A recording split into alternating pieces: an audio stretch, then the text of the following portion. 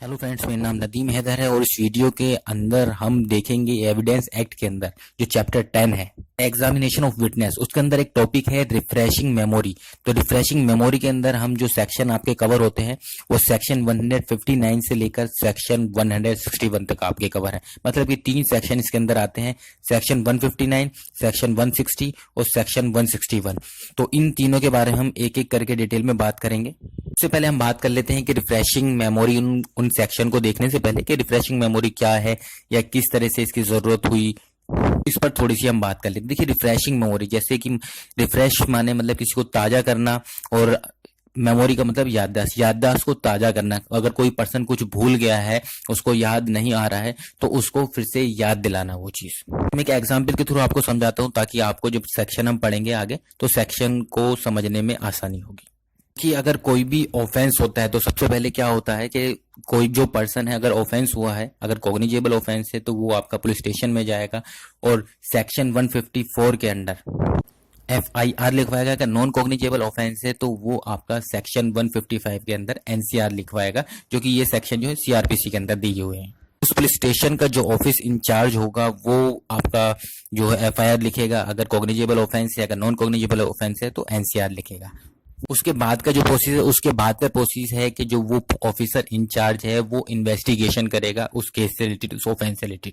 जो भी इन्वेस्टिगेशन उसके द्वारा की गई है उसकी एक रिपोर्ट बना के जो उसका सुपीरियर ऑफिसर होगा उसके द्वारा वो रिपोर्ट जो है सबमिट की जाएगी। किसको?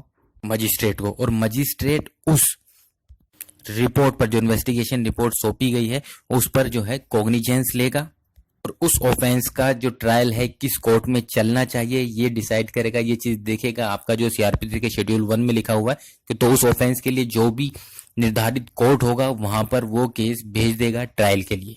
उस कोर्ट में ट्रायल चलेगा तो जो विटनेस हैं वो बुलाए जाएंगे प्रोसिक्यूशन की तरफ से भी, और जो एडवर्स पार्टी है, दूसरी पार्टी है, डिफेंडेंट पार्टी है, तो उसकी तरफ से भी विटनेस बुलाए जाएंगे अपने अपने।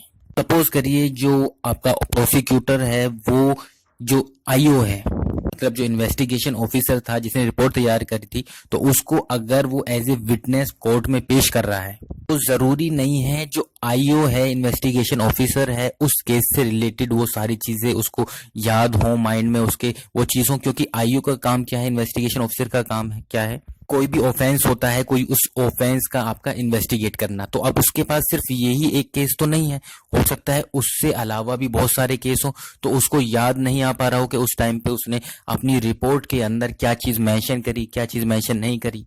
इसलिए उस IO की, इन्वेस्टिगेशन ऑफिसर की जो मेमोरी है उसको रिफ्रेश करने के लिए, फिर से उसकी याद ताजा करने के लिए, जो उसने रिपोर्ट बनाई थी, जो इन्वेस्टिगेशन रिपोर्ट बनाई थी, तो उसको एक बार वो चीज दिखाई जाएगी। जो इन्वेस्टिगेशन ऑफिसर है वो अपनी उसके द्वारा जो रिपोर्ट बनाई गई थी उस रिपोर्ट को एक बार देखेगा कि उसमें क्या क्या लिखा, तो उसको वो चीज याद आ जाएगी कि ऐसे ऐसे ये केस था, हाँ ये मैंने इन्वेस्टिगेशन यहाँ पे की थी, ऐसे किया था, मैंने ये लिखा था। और कोर्ट के द्वारा भी यह समझा जाएगा कि रिपोर्ट देखने के बाद कि IO को, जो इन्वेस्टिगेशन ऑफिसर है, उस केस से रिलेटेड उसको वो सारी चीज याद आ गई हैं, रिकॉल हो गई हैं। इससे रिलेटेड जो है वो कोई भी क्वेश्चन जो आपका प्रोसिक्यूटर या फिर जो एडवर्स पार्टी है वो उस पर्सन से, मतलब इन्वेस्टिगेशन ऑफिसर से, उससे रिलेटेड, उस रिपोर्ट से रिलेटेड कोई भी क्वेश्चन आस्क कर सकती है, कोई भी क्वेश्चन पूछ सकती है। इसलिए जरूरत पड़ती है मेमोरी को रिफ्रेश करने की, ताकि वो पर्सन उस चीज से रिलेटेड ठीक ठीक बातें, ठीक ठीक जवाब जो है दे सके। ये था एक तरह से इंट्रोडक्शन। तो अब आपको हम सेक्शन देखते हैं, सेक्शन 159, 160 और 161। तो अब आपको ये सेक्शन जो है इजीली समझ में आएंगे। तो सबसे पहले हम बात करते हैं सेक्शन 159 की। सेक्शन 159 कहता है कि जब किसी विटनेस को एग्जामिनेशन के टाइम पर ऐसे रिटिन डॉक्यूमेंट को दिखाकर जो कि उसके द्वारा बनाया गया है, अगर उससे रिलेटेड कोई क्वेश्चन रेज होता है, उस राइटिंग डॉक्यूमेंट को उस विटनेस को एक बार दिखाया जाएगा। दिखाकर कोर्ट जो है ये कंसीडर करेगी या ये समझेगी उससे रिलेटेड उसकी जो मेमोरी है वो रिफ्रेश हो गई है, मतलब कि उसको वो सब याद आ गया है। जैसे कि मैंने आपको एग्जाम्पल दिया था आईओ वाला, इन्वेस्टिगेशन ऑफिसर से रिलेटेड, तो ऐसे सिर्फ ये एक एग्जाम्पल था, उसके अलावा कोई भी पर्सन हो सकता है। वो आपका एग्जाम्पल के तौर पे आईओ भी हो सकता है, डॉक्टर भी हो सकता है, जो आपका जो मेडिकल ऑफिसर है वो भी हो सकता है, जो पुलिस इंचार्ज है वो भी हो सकता है, या कोई भी और पर्सन हो सकता है।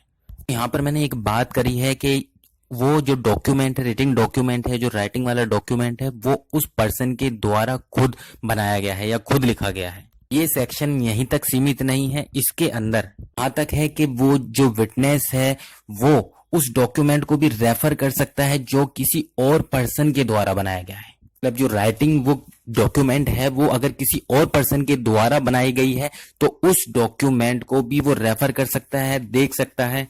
पर उस डॉक्यूमेंट से रिलेटेड उस विटनेस ने पहले भी बात की हो, मतलब कि पहले भी उसने वो डॉक्यूमेंट पढ़ा हुआ हो और उसके ऊपर ही उसने जो है कोई भी स्टेटमेंट दी हो।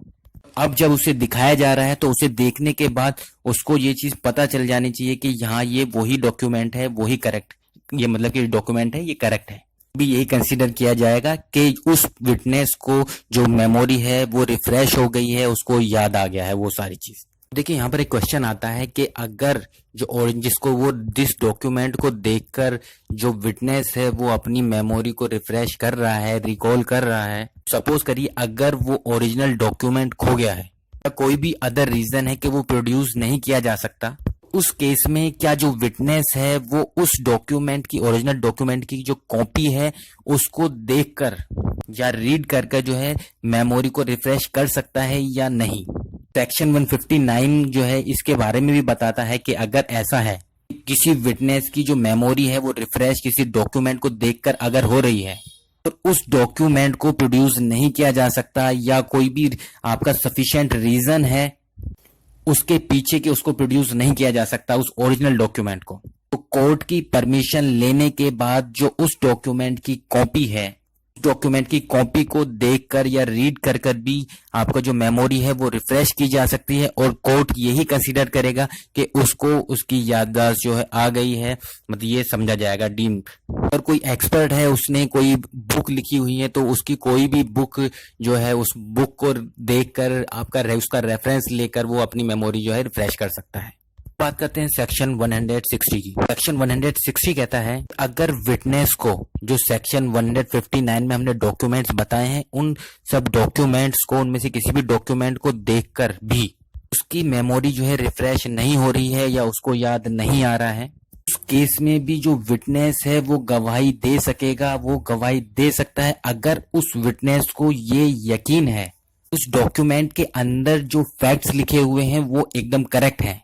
उस केस में एग्जाम्पल के तौर पे मैं उसी एग्जाम्पल से कनेक्ट करता हूं जो सबसे पहले मैंने एग्जाम्पल दिया था आईओ वाला, इन्वेस्टिगेशन ऑफिसर वाला।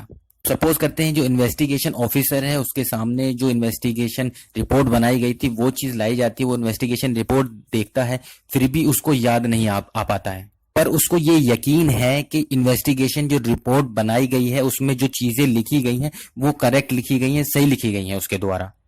उस केस में वो उसके अंदर जो लिखा हुआ है उसके अकॉर्डिंग क्वेश्चन है उनके जवाब दे सकता है, अपनी गवाही दे सकता है। तो वो कोर्ट में ये चीज कह सकता है कि मुझे ये याद नहीं आ पा रहा है ये चीज डॉक्यूमेंट को देखने के बाद भी, पर इन डॉक्यूमेंट में जो लिखा है वो सही लिखा है, तो ये चीज वो बोल सकता है कोर्ट में। पर देखिए यहाँ पर एक डिफरेंस है आपका सेक्शन 159 और सेक्शन 160 में, दोनों में ये डिफरेंस है। इस सेक्शन 160 के अंदर जो गवाही दी जाएंगी या जो क्वेश्चन के आंसर दिए जाएंगे विटनेस के द्वारा, तो उसकी जो एविडेंसरी जो वैल्यू होगी वो कम होगी कंपेयर टू सेक्शन 159। बात करते हैं सेक्शन 161 की। जो सेक्शन 161 है वो डील करता है सेक्शन 159 और 160, मतलब कि ये आपका एडवर्स पार्टी जो है उसके राइट के बारे में बात करता है। उस सेक्शन में कहा गया 161 में कि ऊपर जो हमने सेक्शन 159 और 160 हमने पढ़े थे उसके अंदर जो भी जो डॉक्यूमेंट हैं वो रेफर किए गए थे विटनेस को उसकी मेमोरी को रिफ्रेश करने के लिए, अगर एडवर्स पार्टी चाहे तो उन डॉक्यूमेंट को वो प्रोड्यूस करने के लिए कह सकती है या फिर वो कह सकती है को उनको दिखाने के लिए कि उन डॉक्यूमेंट को दिखाया जाए उसको। अगर उनको जरूरत है उस चीज की तो एडवर्स पार्टी उस चीज के लिए, जो अपोजिट पार्टी है उस चीज के लिए वो उन डॉक्यूमेंट को मंगा सकती है या देख सकती है। और अगर वो एडवर्स पार्टी चाहे तो उस विटनेस से उन सबसे रिलेटेड जो है कोई भी क्रॉस एग्जामिनेशन कर सकती है, मतलब लीडिंग क्वेश्चन पूछे जा सकते हैं उनके द्वारा, एडवर्स पार्टी द्वारा उन विटनेस से। तो ये थे सेक्शन हमारे रिफ्रेशिंग मेमोरी से रिलेटेड। इस वीडियो के अंदर इतना ही। Thank you very much. Hello friends, मेरा नाम नदीम हैदर है और